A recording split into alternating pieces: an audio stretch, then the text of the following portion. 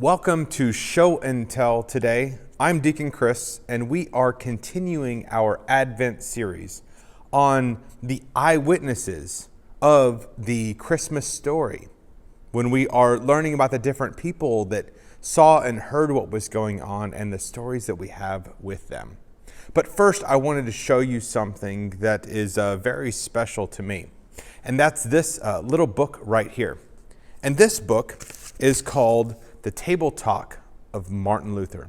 Now, Martin Luther lived about 500 years ago, and he was a priest in the church, actually in the Catholic Church.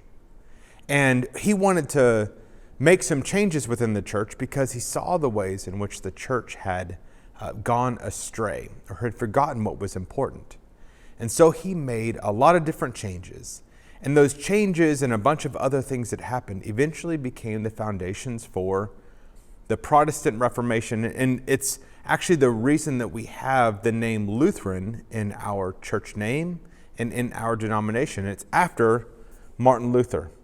And this book is a collection of writings and thoughts from Martin Luther for all the things that he did. And so what you could do is you could open up to a special section and just read about some of the things that Martin Luther saw and heard. And people would look at this book and they would read it when they were around the kitchen table.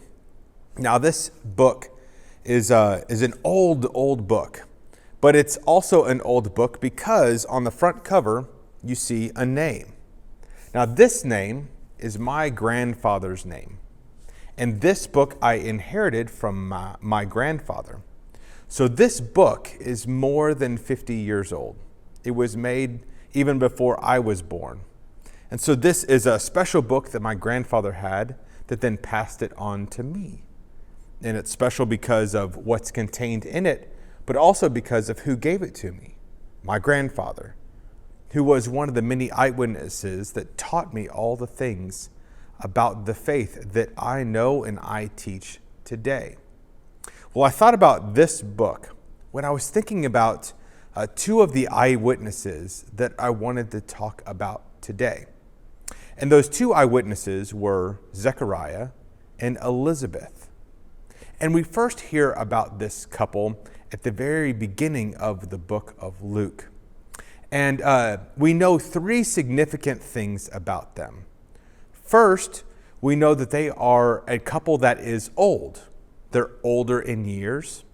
The second thing that we learn about it is we learn that Zechariah is a priest. Now, a priest is one of the people that was in charge of things that happened inside of the temple, just like my grandfather was in charge of things that happened inside of a church. Now, Zechariah was one of the priests and was working within the church at the time of this writing in Luke. The third significant thing that we learn from them is that they don't have a child. And this is very sad for them because they want to have a child. So we know that they're old, that Zechariah is a priest, and that they don't have a child. And what ends up happening is, it says, an angel comes to them. And first, the angel comes to Zechariah. And it actually comes to Zechariah when Zechariah is at work, is working within the temple. And this angel tells Zechariah, you are going to have a child. And it says that all these things are going to start happening. And Zechariah at first doesn't believe this messenger from God. And it says that when Zechariah left from hearing these things and went out of the space that he was in, Zechariah could not talk and would not be able to talk until all these things came true. We also know that this messenger came to Elizabeth and told Elizabeth that she was going to have a child, but she was going to have a child named John. And we'll learn about John later on, but John was going to play a very, very important role in this story of the birth of Jesus. And so what we learn from them is that what ends up happening is Elizabeth and Zechariah, they have this child. And when they are trying to name him, they're coming up with a bunch of different names. And finally, at the end, Zechariah writes down a name and says, his name is John. And it's at that moment when Zechariah can talk again.